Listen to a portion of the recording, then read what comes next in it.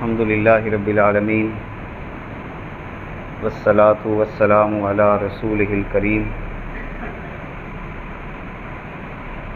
اما بعد فاعوذ باللہ من الشیطان الرجیم بسم اللہ الرحمن الرحیم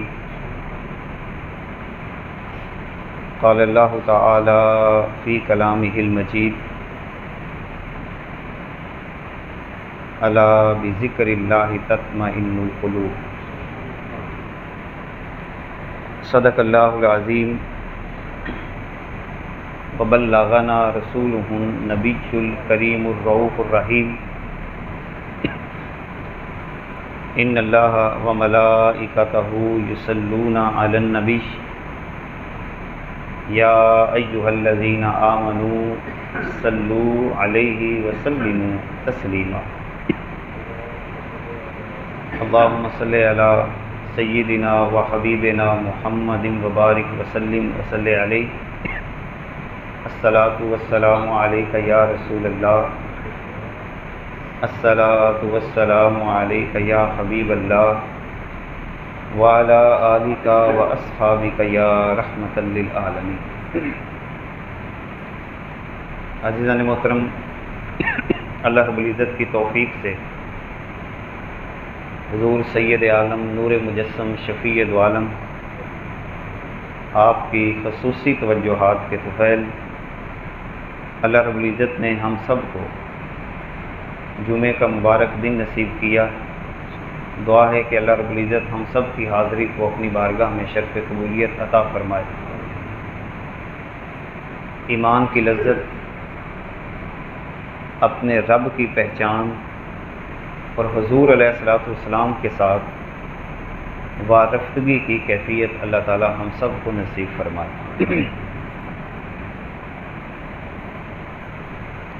تمام انسانوں کا ایک بنیادی اور مشترکہ مسئلہ یہ ہے کہ عمومی طور پر زندگی کی تمام تر سہولیات ہونے کے باوجود بے سکونی کی کیفیت میں مبتلا رہتا ہے۔ کھانا بھی سامنے ہے مگر دل بے سکون ہے، ٹھنڈے ماحول میں بیٹھا ہے مگر دل بے سکون ہے۔ زندگی کی تمام تر آسائشیں، مکان بھی ہے، لباس بھی ہے، اولاد بھی ہے اور وافر مقدار میں ذخیرہ بھی موجود ہے کہ جس کو بآسانی وہ اپنی خوراک کے لیے استعمال کر سکتا ہے۔ صحت بھی ہے مگر اس کے باوجود انسان کا ذہن مطمئن نہیں ہو پا رہا ہوتا، پریشان سا رہتا ہے۔ اب اس کی وجہ کیا ہے؟ اس کی ایک ہی وجہ ہے کہ جب میں اور آپ اپنے رب کے حکموں کو بھول جاتے ہیں، اور رب کے حکموں کو بھولنے کا ایک مطلب یہ بھی ہے کہ جس مالک نے پیدا کیا، جس خالق نے پیدا کیا، اپنے اس خالق اور مالک کو اپنی زندگی کے معاملات کے اندر ہم کسی قسم کی کوئی اہمیت نہیں دے پا رہے ہوتے۔ جیسا کہ اللہ رب العزت قرآن مقدس کے اندر ارشاد فرماتا ہے وما قدر اللہ حق قدرہ، کہ ان بندوں نے اللہ کی قدر نہ کی جیسا کہ اس رب کی قدر کرنے کا حق تھا۔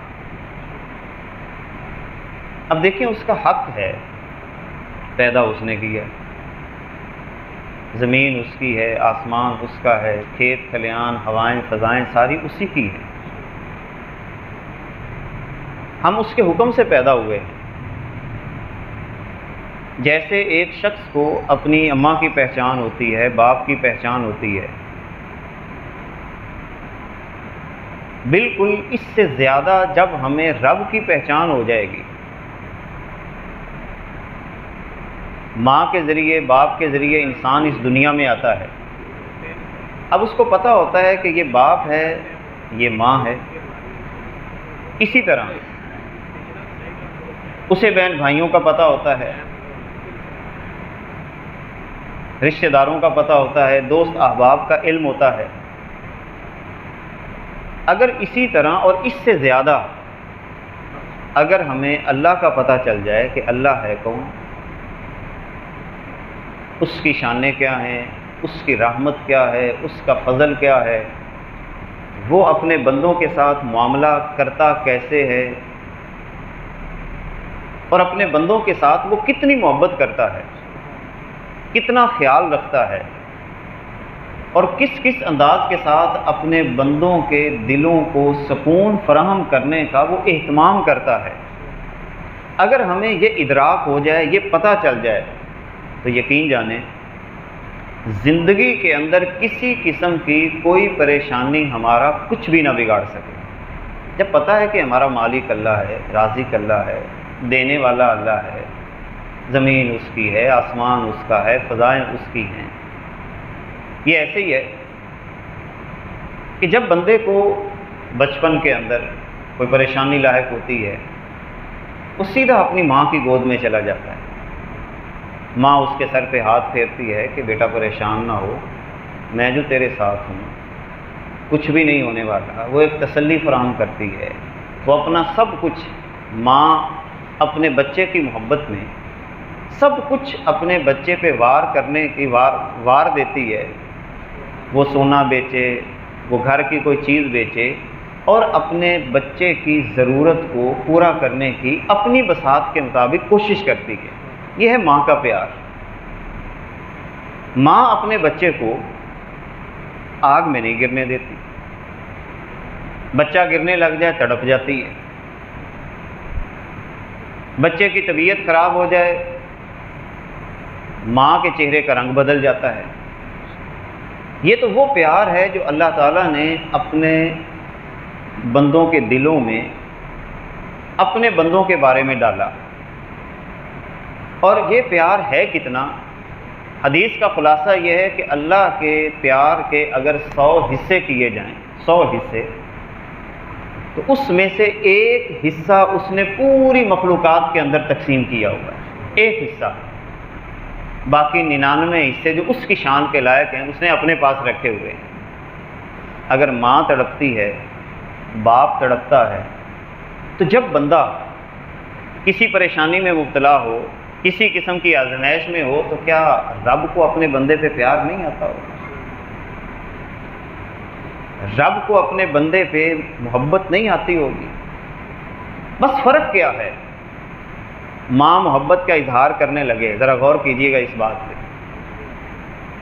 ماں چاہے کہ میں اپنے بچے کو محفوظ کر لوں، لیکن بچہ ماں کے پاس آئے ہی نہ، دوڑ لگا کے کہیں اور چلا جائے۔ اب ماں تو تڑپ رہی ہے، بچہ نہیں آ رہا۔ ماں چاہتی ہے کہ میں اپنے بچے کے لباس کو صاف کر دوں، اس کا گندا لباس ہو گیا ہے، مگر بچہ ہاتھ ہی نہیں چڑھ رہا۔ تو اب ماں اس کو کیسے دھوئے؟ بس صرف کرنے کا کام یہ ہے کہ جو بھی حالت بندے پہ پیدا ہو جائے، کسی بھی قسم کی حالت پیدا ہو جائے، ادھر ادھر دائیں بائیں آگے پیچھے کہیں بھاگنے کی ضرورت نہیں ہوتی، بس سیدھا رب کی بارگاہ میں بھاگ کر چلے جائیں۔ اسی لیے اللہ تعالیٰ نے فرمایا فَفِرُّوا إِلَى اللَّهِ، کسی کے پاس جانے کی ضرورت نہیں ہے، بس رب کے پاس چلے جاؤ، رب سے باتیں کرو، رب سے اپنے دل کی، دنیا کی جو بات تم سے ہو پاتی ہے، کیونکہ وہ سب سنتا ہے۔ کوئی بندہ آپ کی سنے نہ کر دے، کوئی معذرت کر لے، مگر وہ رب نہ معذرت کرتا ہے، نہ وہاں پر وہ کہے گا کہ میرے پاس کچھ بھی نہیں ہے، نہ وہ یہ کہے گا کہ میرا بینک بیلنس خالی ہو گیا ہے، نہ وہ یہ کہے گا کہ جناب میں بڑا کمزور ہوں، میرے اپنے حالات خراب ہیں۔ نہیں، وہ غنی ہے، وہ بادشاہ ہے، آسمان و زمین کا مالک ہے، سارا کچھ اسی کا ہے، دل اس کے قبضہ قدرت کے اندر ہیں۔ آپ سیدھا رب کی بارگاہ میں چلے جائیں، رب بندے کو پھر اکیلا اور تنہا نہیں چھوڑتا، وہ ہر حالت کے اندر اپنے بندے کے دل کی کیفیت کو مضبوط کرتا چلا جاتا ہے، پھر سکون ملتا ہے۔ یہی وجہ ہے کہ قرآن مقدس کی ایک آیت سورہ مریم میں اللہ رب العزت نے ایک بڑا خوبصورت کلام ہمیں عطا فرمایا،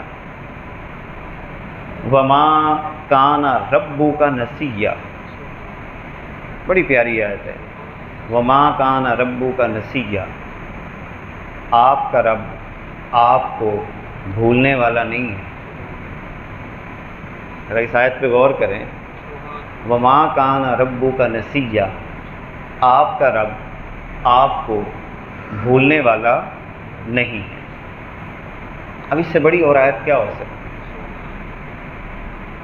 اماں اپنے بچے کو کہہ دے میں تجھے بھولی نہیں ہوں، استاد اپنے شاگرد کو کہہ دے کہ میں تجھے بھولا نہیں ہوں، ایک بڑا آدمی کہہ دے کہ جناب تو ہر وقت میرے خیالوں میں رہتا ہے، جب رب ہی کہہ رہا ہو وَمَا كَانَ رَبُّكَ نَسِيًّا، اے میرے بندے میں تجھے بھولا نہیں ہوں، اس کا جتنا مزہ لینا چاہیں آپ لے سکتے ہیں۔ میرا رب مجھے بھولا ہی نہیں، میرا رب مجھے یاد کرتا ہے، میرا رب مجھے یاد کرتا ہے، وہ میرا نام لیتا ہے، میں جدھر جاؤں مجھے اپنی نگاہ میں رکھتا ہے، میرے دل کے اوپر اس کی نگاہ ہے، میرے ہاتھوں پہ اس کی نگاہ ہے، میرے کانوں پہ اس کی نگاہ ہے، میری زبان پہ اس کی نگاہ ہے۔ جب میں ایک جگہ سے دوسری جگہ جا رہا ہوتا ہوں میرا رب مجھے تک رہا ہوتا ہے۔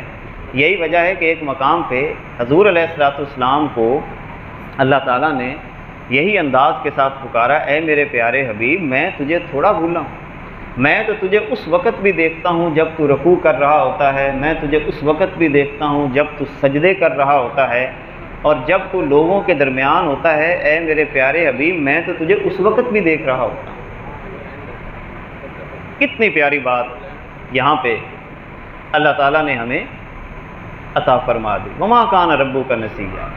اس ایک آیت کا نشہ بھی بندے کو چڑھ جائے نا، دنیا کے سارے نشے بھول جائے، ہر وقت اسی دھن میں رہے، میرا رب مجھے یاد کرتا ہے، میرا رب مجھے یاد کرتا ہے۔ امام شافعی رحمۃ اللہ تعالیٰ علیہ اس آیت پہ ایک بڑا پیارا تبصرہ فرماتے ہیں۔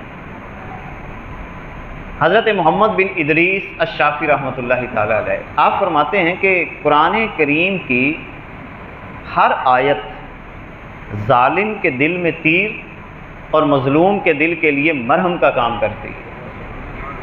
یہ حضرت امام شافعی رحمۃ اللہ تعالیٰ علیہ فرماتے ہیں، آپ فرماتے ہیں قرآن مقدس کی ہر آیت ظالم کے دل میں تیر اور مظلوم کے دل کے لیے مرہم کا کام کرتی ہے۔ اور پھر اسی آیت کی تلاوت کی، ذرا اسی آیت پہ غور کر لو نا، وَمَا كَانَ رَبُّكَ نَسِيًّا، اگر تو ظالم ہے تیرا رب پھر بھی تجھے نہیں بھولے گا کہ تو ظالم ہے، اگر تو مظلوم ہے تیرا رب پھر بھی تجھے نہیں بھولے گا کہ تو مظلوم ہے، ہر حالت کے اندر تیرا رب تجھے محبت کی نگاہ سے دیکھتا ہے، وہ بھولے گا نہیں کہ تو کیا کرتا ہے۔ میں بھول سکتا ہوں، آپ بھول سکتے ہیں، اللہ تعالیٰ تو بھول سے پاک ہے۔ اللہ تعالیٰ کو نہ نیند آتی ہے، نہ رب کو اونگ آتی ہے، نہ رب کو کوئی تھکاوٹ ہوتی ہے، نہ رب کسی چیز کا وہاں پر محتاج ہے کہ اس کے لیے کوئی آلات اس کو چاہیے، وہ تو ہر چیز سے بے نیاز ہے۔ اسی طرح ایک اور قرآن مقدس کی آیت جو دل کو سکون فراہم کرتی ہے، سورہ یوسف ہے، آیت نمبر 86 ہے۔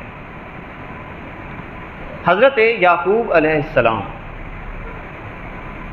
ایک پریشانی سے گزر رہے ہیں،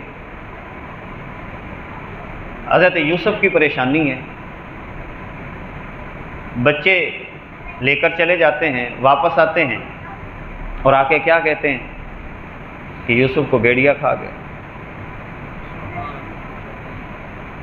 اور پھر وہاں پر ایک جھوٹی قمیض بھی لے کر آ گیا جس کے اوپر خون لگا ہوا ہے۔ حضرت یعقوب علیہ السلام نے جب اس کیفیت کو دیکھا، ذرا غور کریں، بیٹا بھی لاڈلا ہو اور پیارا ہو تو بندہ تو جذباتی ہو جاتا ہے نا۔ چلیں فرض کریں ایک بچہ فوت بھی ہو جائے، فرض کریں بھیڑیا کھا بھی گیا ہے، لیکن اتنا تو جذباتی ہوتا ہے نا کہ تم سے خیال ہی نہیں کیا گیا اس طرح کی کوئی بات کرتے، یا وہاں پر مار پیٹ کرتے کہ تمہیں کوئی احساس نہیں تھا کہ تم میرے بچے کا خیال کر لیتے۔ اس پوزیشن کے اندر اب حضرت یعقوب علیہ السلام کا صبر دیکھ، اور وہ جملے قرآن مقدس نے بڑے پیارے انداز کے ساتھ ہمیں عطا فرمائے کہ میرے بندے یعقوب نے ایک ہی بات کی، قالا انما اشکو بثی وحزنی الی اللہ، کوئی بات نہیں۔ اور یہی میں بڑے پیار سے کہتا ہوں، یہ ہوتا ہے رب کی پہچان۔ کسی کو کیا سنانا، جو فوراً رب کو بتائیں، اے اللہ میرے ساتھ یہ ہو رہا ہے، اے اللہ میں تجھے یہ بتا رہا ہوں، اے اللہ میرا مسئلہ یہ ہے، کسی کو کچھ نہ بتائیں۔ انما اشکو بثی وحزنی الی اللہ، یعقوب علیہ السلام نے کہا اے میرے اللہ، میں تو اپنی پریشانی اور اپنا غم، اس کی فریاد تجھی سے کرتا ہوں، بس۔ اس کے بعد چپ۔ ہم غلطی کیا کرتے ہیں، ایک طرف ہم اپنے دل کی بات اللہ کو بھی کر رہے ہوتے ہیں، یا اللہ میرے ساتھ یہ مسئلہ ہو گیا، یہ مسئلہ ہو گیا، یہ مسئلہ ہو گیا، اور پھر ہم کیا کرتے ہیں، جو آ جائے اس کو بھی بیان کرنا شروع کر دیتے ہیں، یار میرے ساتھ یہ ہو گیا، یہ ہو گیا، یہ ہو گیا، یہ ہو گیا۔ تو یہ تو شرک ہو گیا نا۔ آپ اللہ کے معاملے میں کسی اور کو کیوں لے کے آ رہے ہیں؟ جو اللہ کا معاملہ ہے اللہ کے سپرد کر، اس کے بعد آزاد ہو جائیں۔ جب اللہ تعالیٰ کے سامنے آپ اپنے دل کی اس کیفیت کو بیان کرتے ہیں، کسی بیماری کا شکار ہو جائیں، کسی مشکل میں پھنس جائیں، کسی آفت اور مصیبت سے آپ دوچار ہو رہے ہوں، کسی آزمائش کی گھڑی سے آپ گزر رہے ہوں، کسی قرضے کے بوجھ نے لوگوں کے سامنے آپ کو منہ دکھانے کے قابل نہ چھوڑا ہو، یا کوئی بھی ایسی حالت آپ پہ پیدا ہو گئی ہو کہ آپ اندر سے ٹوٹ رہے ہیں، تو اپنا ٹوٹا ہوا دل لوگوں کے سامنے کبھی بھی نہ رکھنا۔ اپنا ٹوٹا ہوا دل لوگوں کے سامنے کبھی بھی نہ رکھنا، اپنے ٹوٹے ہوئے دل کو رب کی بارگاہ میں پیش کرنا۔ حدیث پاک کا مفہوم یہ ہے، آنا عند المنکسرۃ قلوبہم۔ کائنات کے آقا فرماتے ہیں کہ رب ذوالجلال فرماتا ہے کہ مجھے تلاش کرنا چاہتے ہو، مجھ سے ملاقات کرنا چاہتے ہو، اور میں تمہیں بتاتا ہوں کہ میں کہاں پہ رہتا ہوں۔ فرمایا آنا عند المنکسرۃ قلوبہم، وہ لوگ جن کا دل میری محبت کے اندر ٹوٹ جاتا ہے، وہاں پر مجھے تلاش کر لے۔ علامہ اقبال نے بھی کہا تھا، یہ دل کا آئینہ جو ہے، اس کو بچا بچا کے نہ رکھ، اس کو ٹوٹنے دے، اس کو بچا بچا کے نہ رکھ، اس کو ٹوٹنے دے۔ جب یہ شکستہ ہوتا ہے، جب یہ ٹوٹ جاتا ہے، تو یہ عزیز تر ہو جاتا ہے نگاہ آئینہ ساز میں۔ جب یہ ٹوٹتا ہے تو رب کو یہ بڑا پیارا لگتا ہے۔ اور ایک حدیث، اتنا لطف آتا ہے اس حدیث کو پڑھ کے، یقین جانے، اور آپ اس لطف کو اگر لینا شروع کر دیں نا، تو آپ کو زندگی کا سواد آ جائے۔ کائنات کے آقا فرماتے ہیں کہ جب اللہ تعالیٰ اپنے بندے کو کسی پریشانی میں مبتلا کرتا ہے، خود ہی کرتا ہے سارے کام۔ ایک کھیل ہے جو اس نے بنایا ہوا ہے، وَلَنَبْلُوَنَّكُمْ بِشَيْءٍ مِّنَ الْخَوْفِ وَالْجُوعِ وَنَقْصٍ مِّنَ الْأَمْوَالِ، آزما رہا ہوتا ہے۔ حضور فرماتے ہیں کہ بندہ اس آزمائش کے اندر بعض دفعہ اتنا آگے چلا جاتا ہے کہ اس کو اب آگے اندھیرا نظر آ رہا ہوتا ہے کہ پتہ نہیں آگے بھی کوئی راستہ ہے یا نہیں، راستہ ہی نہیں نظر آ رہا ہوتا۔ حضور فرماتے ہیں بندہ پریشان ہو کے بیٹھ جاتا ہے کہ پتہ نہیں کیا بنے گا، پتہ نہیں کیا بنے گا۔ اب یہ جو بات میں آپ کو کہہ رہا ہوں، اس کو لطف لے کے سنیے گا۔ بندہ پریشان ہے، کوئی راستہ نہیں نظر آ رہا، ہر طرف سے اندھیرا اندھیرا اندھیرا، کوئی ساتھی، کوئی سجن، کوئی بیلی، سارے ساتھ چھوڑ جاتے ہیں، اور کوئی ڈھارس بندھانے والا بندہ ایک دفعہ بالکل ٹوٹ جاتا ہے کہ اب بھی کوئی راستہ نکلے گا، اب بھی کوئی راستہ نکلے گا۔ اللہ اکبر۔ حضور فرماتے ہیں جب بندہ اس حالت میں جاتا ہے اللہ اپنی شان کے مطابق مسکرانا شروع کر دے۔ بندہ پریشان بیٹھا ہے، رب مسکرا رہا ہے اپنی شان کے مطابق۔ اب حضور فرماتے ہیں کہ رب کیوں مسکرا رہا ہے؟ رب اس لیے مسکرا رہا ہے کہ ادھر بندہ پریشان ہے، اس کو کوئی راستہ نظر نہیں آ رہا، کوئی کرن نظر نہیں آ رہی، یہ کہتا ہے کہ اب میں تو ڈوب جاؤں گا، میں تو مر جاؤں گا، مگر رب کو پتہ ہے کہ بس آگے روشنی آنے والی ہے، آگے ساری کی ساری برکت آنے والی ہے۔ رب مسکرا رہا ہے کہ دیکھو یہ پریشان بیٹھا ہے، ابھی تھوڑی دیر کے بعد اس نے بھی ہنسنا شروع کر دینا، تو بندے کی آنے والی ہنسنے کی کیفیت پہ رب اپنی شان کے مطابق مسکرا رہا ہے۔ اور میں یہی بات کہتا ہوں، یہ جو پریشانی کی اوٹ ہے یہ ایک پردہ ہے نا۔ جب بندہ انتہائی پریشانی میں چلا جاتا ہے اور سمجھتا ہے کہ کچھ بھی نہیں ہے، تو ذرا یہ تصور کر لیں کہ میرا رب مجھے دیکھ کے مسکرا رہا ہوگا، بس اس مسکراہٹ میں گم ہو جائیں، پھر آگے روشنی ہی روشنی نظر آ جائے۔ رب تو مسکرا رہا ہے۔ اسی لیے یہ دیکھو بزرگوں نے جو شعر لکھے نا، ایسے نہیں لکھ دیے جے سونا میرے دکھ وچ راضی۔ اب یہ شعر بھی سمجھ آتے ہیں جب یہ حدیثیں بندہ پڑھتا ہے نا، تو بزرگوں نے یہ شعر ایسے نہیں لکھ دیے جے سونا میرے دکھ وچ راضی، یعنی وہ مسکرا رہا ہے نا کہ میں سکھ نو چلے ڈاؤں، مجھے اس سکھ کی کیا ضرورت ہے کہ میرا رب مجھ سے ناراض ہو جائے۔ جے سونا میرے دکھ وچ راضی تے میں سکھ نو چلے ڈاواں، میں ویکھاں میرا یار نہ ویکھے، میں نہ ویکھاں او ویکھے، ایہو جے لیکھ میں کتھوں لے آواں، وچ ویکھن دے او ویکھے، یار فریدا بوہے یار دے مریے، باویں ویکھے یا نہ ویکھے۔ دیکھ تو وہ رہا ہے، مگر کچھ پردے ہوتے ہیں، بس یہ پردے کی گیم ہے ساری۔ اٹھا دو پردہ دکھا دو چہرہ کہ نور باری حجاب میں، اٹھا دو پردہ دکھا دو چہرہ۔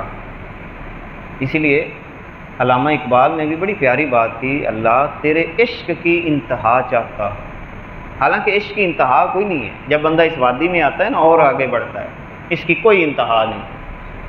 تیرے عشق کی انتہا چاہتا ہوں، میری سادگی دیکھ کیا چاہتا ہوں، سادگی دیکھ کیا چاہتا ہوں، اس کی کوئی انتہا نہیں ہے۔ مگر بندہ ہے جب اس محبت میں آگے بڑھتا ہے تو بے صبرا ہو جاتا ہے، نور باری کو دیکھنا چاہتا ہے، اس محبت میں گم ہونا چاہتا ہے۔ تو یہ آیت انسان کو یہ قوت فراہم کرتی ہے کہ دیکھو رب کی بارگاہ میں اپنے دل کی کیفیت کو پیش کیا کرو۔ اسی طرح اللہ رب العزت نے ایک اور مقام پر حضرت زکریا علیہ السلام کا انداز ذکر کیا کہ رب کے جو بندے ہوتے ہیں وہ اللہ سے کیسے باتیں کرتے ہیں۔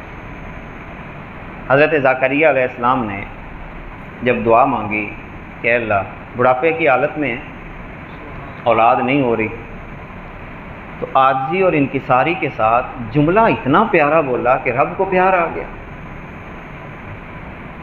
سورہ مریم ہے، عرض کرتے ہیں کہ باری تعالیٰ وَلَمْ أَكُمْ بِدُعَائِكَ رَبِّ شَقِيًّا، اللہ اکبر، اے میرے رب میں نے تجھے جب بھی پکارا ہے، ذرا انداز دیکھیں، اے میرے رب میں نے تجھے جب بھی پکارا ہے، تجھے پکار کر میں کبھی محروم نہیں رہا۔ اے میرے اللہ جب بھی میں نے تجھے پکارا ہے، تجھے پکار کر میں کبھی محروم نہیں رہا۔ گویا کہ اپنے رب کو یہ عرض کر رہے ہیں کہ اے اللہ میں نے تجھے جب بھی پکارا تو نے مجھے عطا ہی کیا ہے۔ اتنے یقین کے ساتھ رب سے مانگا جا رہا ہے۔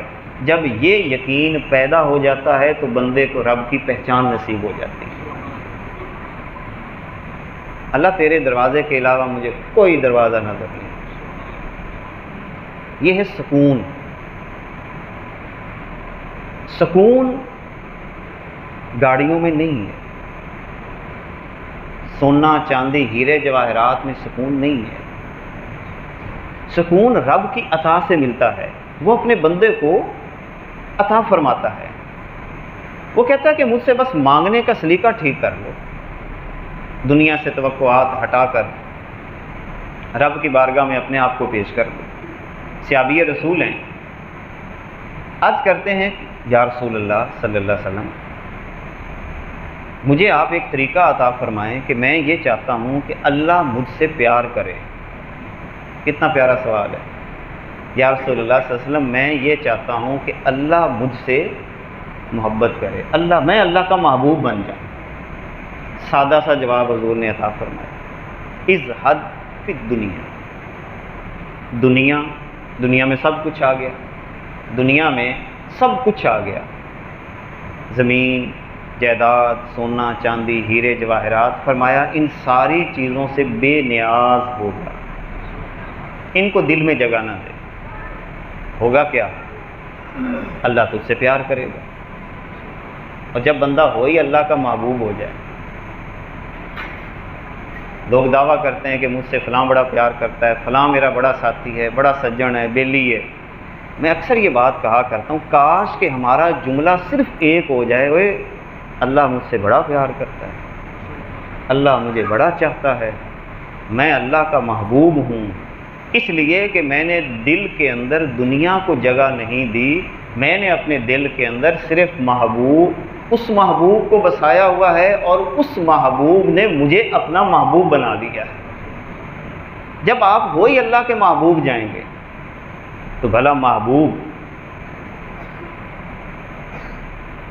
کبھی اس کو تنہا چھوڑا جاتا ہے؟ اور محبت کرنے والا بھی اللہ ہو. اسی لیے تو اللہ تعالیٰ نے حدیث قدسی میں بالکل دو ٹوک لفظوں میں ارشاد فرمایا کہ جب میرا بندہ یہ منازل طے کرتے کرتے کرتے میرے اتنا قریب ہو جاتا ہے، اتنا قریب ہو جاتا ہے، حتیٰ احبہ، میں اپنے بندے سے محبت کرنے لگ جاتا ہوں. اور پھر کرتا کیا ہوں؟ ساتھ ہی ارشاد فرما دیا یہ میرا بندہ اتنا میرے قریب، میرا محبوب ہو جاتا ہے کہ یہ میرا ولی ہو جاتا ہے.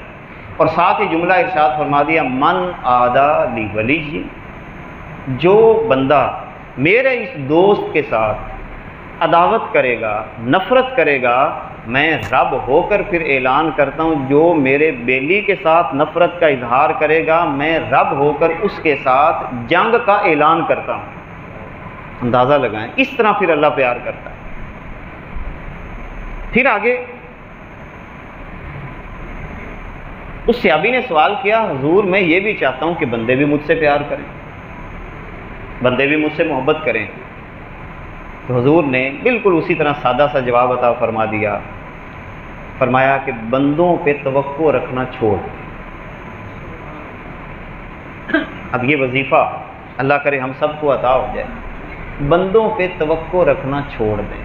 کسی سے اتنی بھی اس سے بھی کوئی کم درجہ ہو سکتا ہے نا.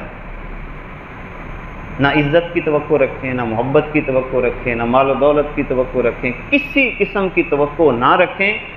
توقع، محبت، الفت، چاہت کا مرکز صرف رب کو بنا لیں. کائنات کے آقا فرماتے ہیں لوگوں پہ توقع رکھنا تم چھوڑ دو، لوگ خود بخود تم سے پیار کرنا شروع کر دیں گے. اتنے پیارے نسخے اس رب نے ہمیں عطا فرمائے ہیں. اسی طرح سورہ قمر کے اندر بڑی پیاری بات ایک اور اللہ تعالیٰ نے بتا دی. جب مجھ سے تم نے رابطہ کرنا ہے تو یوں کہا کرو انی مغلوب فانتصر، اے میرے رب میں مغلوب ہو گیا ہوں، پھنس گیا ہوں، بس تو میرا بدلہ لے لے. دیکھیں یہاں پر بھی کتنا پیارا انداز عطا کر دیا. اے اللہ میں مغلوب ہو گیا ہوں، اب میرا مسئلہ ختم ہو گیا ہے. فانتصر کا مطلب ہے اب میں نے کچھ نہیں کرنا. آپ کسی کے جائیں نا، بعد دفعہ ہم کسی کے پاس جاتے ہیں، کسی بڑے کے پاس، ہم کیا کہتے ہیں بھئی اسی کچھ نہیں کرنا، تانوں آپ کے جاندے پہ اے پتر تہاڈا ہے فلاں، جیسے ہم اپنے اپنے انداز میں بھی جو کرنا ہے تساں کرنا ہے. اگلا بندہ بھی آنر محسوس کرتا ہے کہ بھئی اس نے اپنے آپ کو نکال دیا اور مجھے عزت دے رہا ہے. تو رب تو پہلے عزت والا ہے، رب تو پہلے شانوں والا ہے. تو جب بندہ سادہ سے لفظوں میں رب کو یہ کہہ دے کہ اے اللہ مجھے نہیں پتہ، میں جو ہوں تیرے سامنے، مجھے جو کرنا ہے تو نے کرنا ہے، فانتصر، جو کرنا ہے تو نے کرنا ہے۔ تو اب گویا کہ رب پھر کہتا ہے کہ جب تم اس انداز کے ساتھ میری بارگاہ میں حاضر ہوتے ہو، عاجزی کے ساتھ، انکساری کے ساتھ، حدیث پاک کا مفہوم یہ ہے کہ جتنا بندہ اللہ کی رضا کے لیے جتنا نیچے بچھتا چلا جاتا ہے، اور حضور نے ممبر پہ کھڑے ہو کے یہ بات سمجھائی اشارے کے ساتھ۔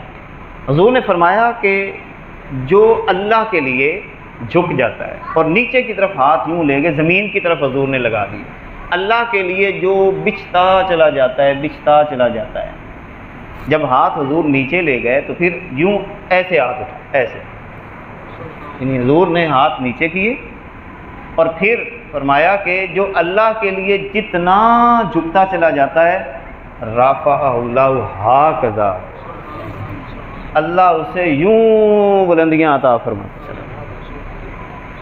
دیکھیں فارمولے تو سادہ سے ہیں اور ہمارے لیے بڑے واضح ہیں، لہذا اللہ کا جو ولی ہوتا ہے اس کا دل کی دو طبیعتیں ہوتی ہیں۔ آخری بات، قرآن میں اللہ نے فرمایا لا خوف، نہ کوئی خوف نہ کوئی غم۔ اب یہ کیا ہوتا ہے خوف اور غم؟ کیا ہوتا ہے؟ خوف ہوتا ہے سادہ لفظوں میں، یار اے گل ہو رہی ہے تے پتہ نہیں کی ہوئے گا، پتہ نہیں کی ہوئے گا، پتہ نہیں کی ہو جاوے گا، پتہ نہیں اے ہو جاوے گا، او ہو جاوے گا، اس کو خوف کہتے ہیں۔ اللہ کا ولی اس سے آزاد ہوتا ہے، جو ہوئے گا رب دی رضا تیرا، یعنی کوئی خوف نہیں۔ اچھا غم کسے کہتے ہیں؟ غم کہتے ہیں کچھ ہو گیا، اس کو دل پہ لے ہائے اے پتہ نہیں کی ہو گیا، ایویں نہیں ہونا چاہیے سی، اے پتہ نہیں کی ہو گیا۔ فرمایا میرا بندہ موج مستی والا ہوتا ہے، نہ آنے کی فکر نہ کچھ ہو جائے اس کی فکر، بس ایک ہی کہتا ہے اے اللہ میں تیرے کو آنا ہے، بس بات۔ فرمایا جب میرا بندہ یہ جملہ کہہ دیتا ہے انا للہ و انا الیہ راجعون، فرمایا اولئک علیہم، بڑے پیارے لفظ ہیں، اولئک علیہم صلوات من ربہم۔ ہم حضور پہ درود پڑھتے ہیں نا، کیا کہتے ہیں؟ الصلاۃ والسلام علیک یا رسول اللہ۔ صلاۃ کی جمع ہے صلوات، ذرا غور کرنا، صلاۃ کی جمع ہے صلوات۔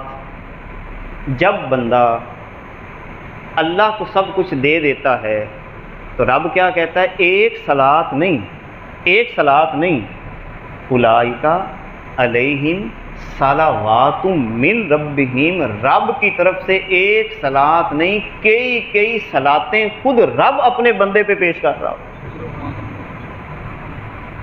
غور کریں، ہم صلاۃ پیش کریں تو اللہ کی بارگاہ میں جب اللہ ہی ہم پہ صلاۃ پڑھ رہا ہو، صلاۃ اللہ کی، صلاۃ کا معنی ہے یہاں پہ اس کی رحمت، تو ایک رحمت نہیں کئی رحمتیں بھیج رہا ہے، تو پھر دامن پھیلا لیا کریں اور رب کی رحمتوں کو سمیٹ کر اس کا مزہ لیا کریں۔ انشاءاللہ تعالی جب یہ وظیفہ آپ اپنی زندگی میں اپنا لیں گے تو سب کچھ آپ کو اپنا ہی لگے گا، کچھ پرایا نہیں لگے گا، اس لیے کہ جب بندہ اس کا ہو جاتا ہے ساری خدائی اس کی ہو جاتی ہے۔ اللہ رب العزت ہمیں اپنے رب کی پہچان کرنے کی توفیق اور سعادت عطا فرمائے۔ وآخر دعوانا ان الحمد للہ رب العالمین۔